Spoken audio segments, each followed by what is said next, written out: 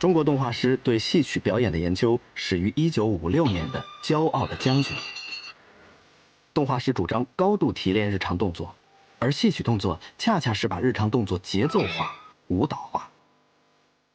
像我们京剧啊，做什么東西啊，都有它一个律动。然後用我們行內人來說的話呢，這個東西叫緩事兒，逢左必右。比如說像左邊邁一個台步，人會往右一點，然後再往左邁。這樣的話呢，這個東西看起來會沒有那麼空。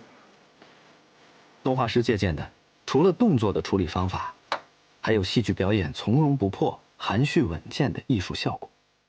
一定要有個尺寸，從這兒到這兒是1尺。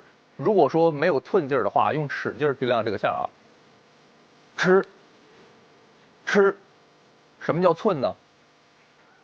寸，你看節奏有一個由慢到快的一個加速，變臉有一個由慢到快的加速。